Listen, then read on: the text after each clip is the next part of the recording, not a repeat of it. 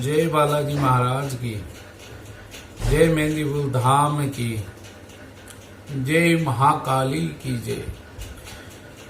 ओम गजाननं भूतगणाधिसेवितं कपित्थजम्बूफलचारुभक्षणम् उमासुतं शोकविनाशकारकं नमामि विघ्नेश्वरपादपङ्कजं।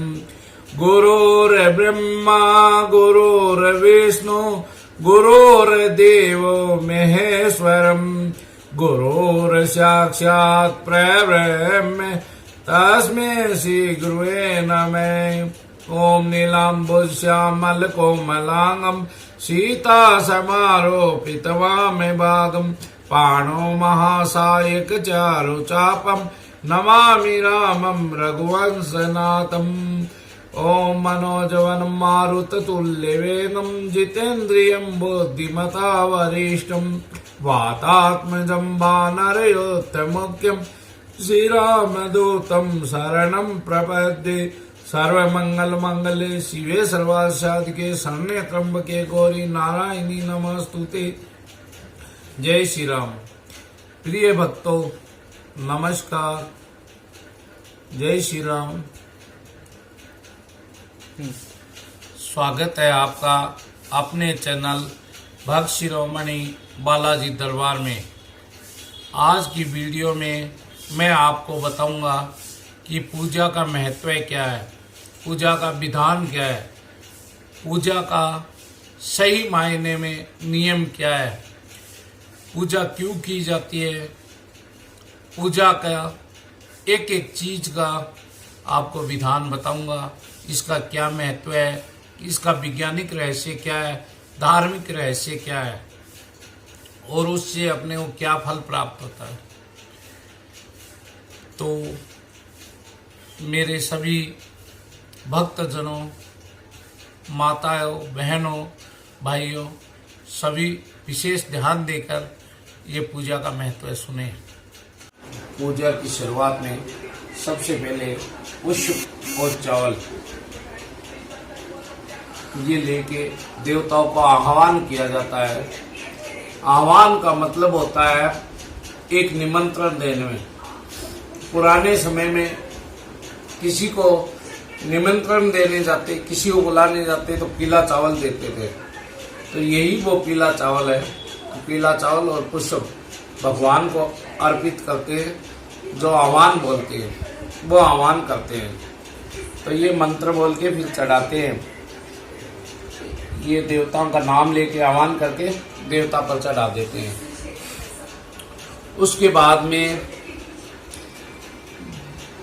जो देवताओं को अपने आह्वान किए वो घर पे आते हैं। तो पहले जैसे गद्दे वगैरह पे बैठाते थे, आसन पे बैठाते थे। आजकल तो ये बेड ये सब हो गए।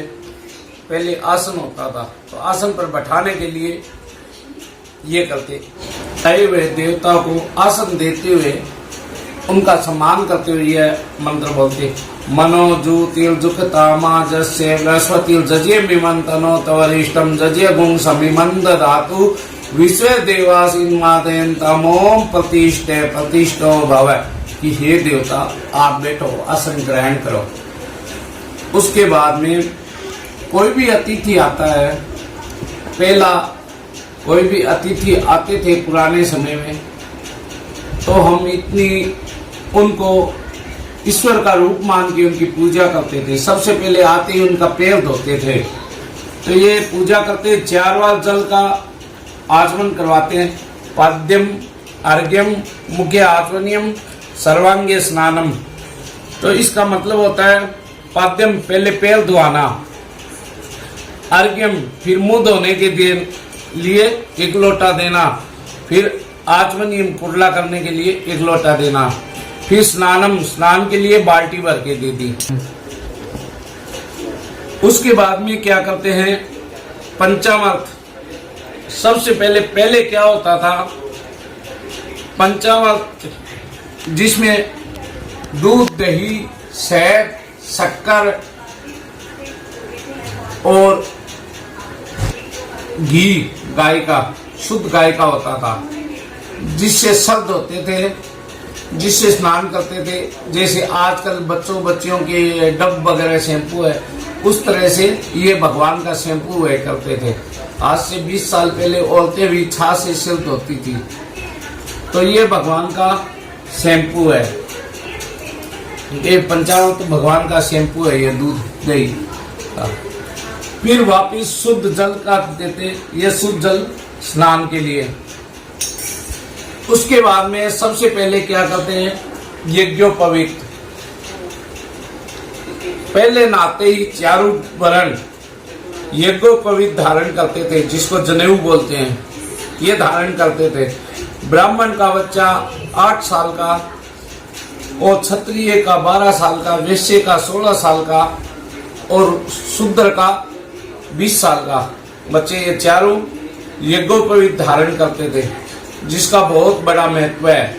यज्ञोपवीतम परम पवित्रम, यज्ञोपवीतम महा पुण्यदायकम, यज्ञोपवीतम बलमस्तु तेजम। यज्ञोपवीत से तेज बढ़ता है शरीर में। ये यज्ञोपवीत पहनाते थे पहले चारों जाति, ये यज्ञोपवीत। यज्ञोपवीत के बाद में आचमनीय, उसके बाद में वस्त्र। फिर नहा के सबसे पहले क्या करते थे, वस्त्र और उपवस्त्र, एक ऊपर का वस्त्र और एक नीचे का वस्त्र। ये वस्त्र का एक से नीचे मान के चढ़ाते हैं कि भगवान के अपन दोनों वस्त्र पहना रहे हैं, ऊपर और नीचे का। उसके बाद में सबसे पहले क्या करते हैं, पहले सभी मनुष्य देवी देवता कोई भी हो, पहले मस्तक पर तिलक करते थे, भाल पे तिलक करते थे। तिलक 3 तरीके से होता था, चंदन का, ये चंदन है, इसका होता था, और ये सिंदूर का होता था, ये रोड़ी का होता था। ठीक है, ये चंदन का तिलक मस्तक को ठंडा रखता है। ठीक है, सिंदूर है जो अपने शोभा बढ़ाती है, और ये रोड़ी है, ये मांगलिक है, मंगल का प्रतीक है, शुभ कामना का प्रतीक है। पहले सुनना माता कोई कहीं पे जाते थे तो बहुत अशुभ मानते थे। किसी ने घर से कोई काम जाता था तो आपने श्री रामदेव जी के पिताजी की सुनी होगी, वो सुनने माते घर से निकल गए और नीट उतरे थे, इसलिए खेत जाने वाले भी वापिस घर में बढ़ गए कि सुन्ना माथा मिल गया। एक तो नीट उतरा था, ऊपर से सुन्ना माथा मिल गया तो अपना काम सिद्ध नहीं होगा, तो इसलिए सुन्ना माता बहुत अशुभ मानते थे। आजकल तो सब सुन्ना माथा रहते हैं, इसके लिए तिलक चढ़ाया जाता है। उसके बाद में ये मांगलिक अक्षत चढ़ाया जाता है कि हमारे घर में हमेशा मंगल कामना हो, इसके लिए अक्षत चढ़ाया जाता है। ठीक है, अक्षत चढ़ाने के बाद में भस्म चढ़ाई जाती है जो अपने पापों का नाश करती है, इसलिए भस्म चढ़ाया जाता है। उसके बाद में पुष्प चढ़ाया जाता है, पुष्प माला। ये पुष्प इसलिए चढ़ाया जाता है, ये मंत्र तो मोल के नहीं बताऊंगा क्योंकि बहुत लंबा वीडियो हो जाएगा फिर मेरा, इसलिए आपको थोड़ा सक्षम में समझा रहा हूँ। ये पुष्प इसलिए चढ़ाया जाता है कि हे भगवान, इस पुष्प की जैसे पंखुड़ी जुड़ी हुई है, उसी तरह मेरा परिवार एक ही पुष्प की तरह एक ही पंखुड़ी में बंधा रहे, इसलिए ये पुष्प चढ़ाया जाता है। ये पुष्प खिलता है वैसे ही मेरा परिवार खिलता रहे और एक ही बंधन में बंधा रहे। उसके बाद में चढ़ाते दूब, ये होती है दूब, कांडात प्रवहंती।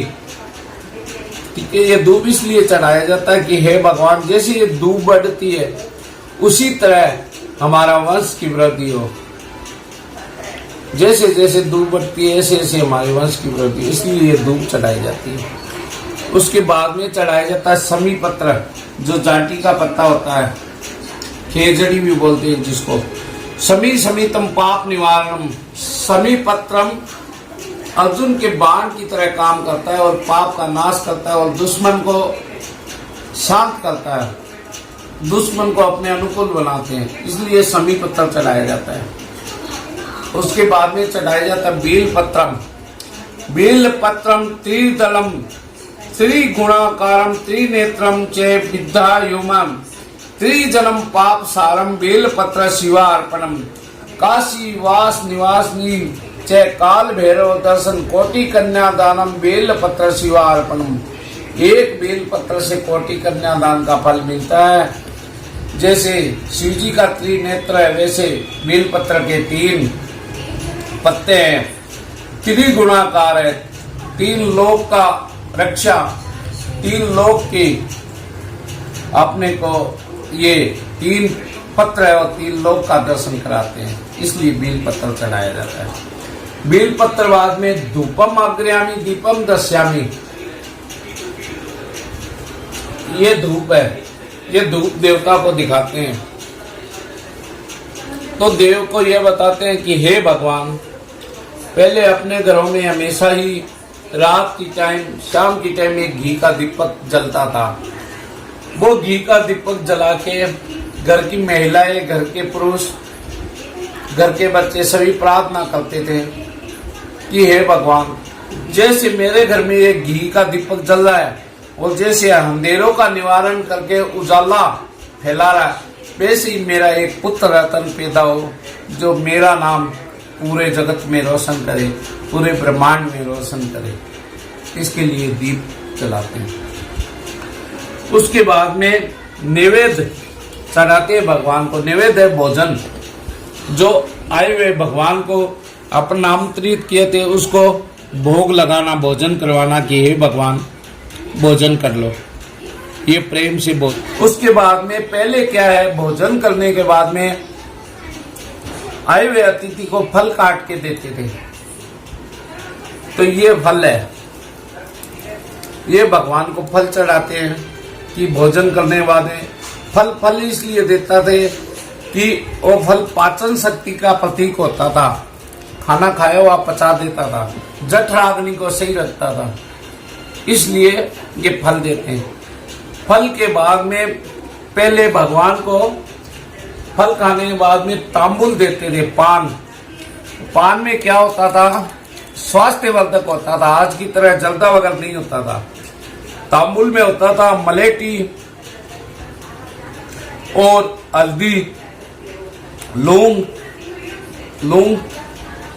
इलायची, सुपारी और कपूर आदि, ये पान में होते थे। तो वो एक स्वास्थ्यवर्धक चीज थी, इसलिए तांबुल चढ़ाते थे। फिर भगवान के चढ़ाते 10 रुपए या 5 रुपए, यथाशक्ति दक्षिणा जितनी भी है वो इसलिए चढ़ाते, भगवान मैंने पूरे मेरे मन से ये सब पूजा की है, इसमें कोई कमी रह गई हो, कुछ रह गई हो तो भगवान इससे स्वीकार करो। फिर भगवान के इस सब में कोई फिर भी त्रुटि रह गई है तो उसके लिए हम आरती करते हैं। ये कपूर है, कपूर गौरम करुणावतारम संसार सारम भुजगेंद्र हारम। और ये 5 वत्या पंच रूपों से अपना शरीर बनाए, पंच पदार्थ से अपना शरीर बनाए, पंच तत्वों से अपना शरीर बनाए, इसलिए ये 5 वत्या हैं। ये 5 वत्या प्रज्वलित करते हैं।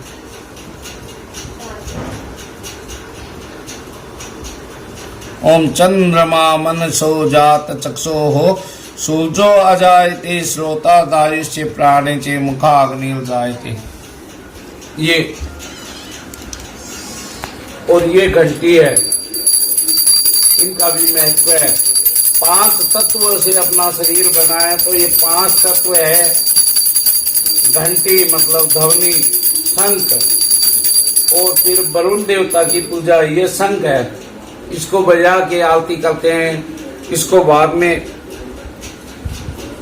आरती के बाद में जल अर्पण करके भगवान के अर्पण करते हैं और सब भक्तों को ये अमृत जल का छींटा देते हैं जिससे शरीर पवित्र हो जाए, जिससे शरीर पवित्र हो जाए। बाद में धूप लेते हैं, आरती का सेवन करते हैं। बाद में पुष्पांजलि अर्पण की जाती है। पुष्पांजलि अर्पण की अतिथि का मान सम्मान करके अब जाने की तैयारी है, तो उनको वाहन सहित भेजने के लिए पुष्पांजलि अर्पण की जाती है। नाना सुगंधि पुष्पानी यथा कालोद्भवानी च पुष्पांजलि में तथा ग्रहणम परमेश्वर, पुष्पांजलि चढ़ाया जाता है। उसके बाद में हमारे आए हुए अतिथि से क्षमा याचना मांगते हैं कि कोई भी हमारी आपकी सेवा में गलती रह गई हो तो उसके लिए क्षमा करें। और मंत्रहीनम क्रियाहीनम भक्तिहीनम सुश्रे यत् पूजितम मया देवे परिपूर्ण तथास्तु में। कोई हमारे कहने में अब शब्द निकल गया हो, कोई हमारी सेवा में कमी रह गई हो, किसी वजह से हम आप पे ध्यान नहीं दे सके, तो इस सब चीज के लिए हमारे को क्षमा करें। हम तो आपके बच्चे के समान हैं, ये माफी मांगते हैं, उसे क्षमा याचना करते हैं। ये पूजा का विधान है। ये वीडियो पूरा देखने के लिए आप सभी का बहुत बहुत धन्यवाद। जय श्री राम। मेरा वीडियो आपको पसंद आया हो तो उसे लाइक करें, शेयर करें और मेरे चैनल को सब्सक्राइब करें और नई वीडियो की जानकारी के लिए बेल आइकॉन दबाएं। जय श्री राम, जय श्री राम, जय श्री राम। पहले भी बहुत सब वीडियो बनाया है, आप लोगों ने देखा होगा, उसके लिए मैं आपका बहुत बहुत आभारी हूँ। और भक्तों, विशेष आज की टाइम में ये महामारी जो फैली है, ये इंसानों की ही देन है। इंसान प्रकृति को भूल गए, इंसान ईश्वर को भूल गए, इंसान खुद अपने आप को भगवान खुदा मानने लग गए, अपने आप को सब कुछ मानने लगे। इसलिए यह भगवान ने छोटी सी लीला रखी है इंसान को इंसान बनाने के लिए, इंसान को अपनी औकात दिखाने के लिए, इंसान को अपनी जिम्मेवारियां समझने के लिए। तो ये कोरोना नाम की महामारी जो है, इससे बचावी उपाय है स्वस्ति वाचन और अपने पूजा पाठ के माध्यम से इसका बचाव होता है। विशेष मास्क का उपयोग करें और कम से कम 6 फुट की दूरी रखें और रोज दिन में 10 बार हाथ धोएं।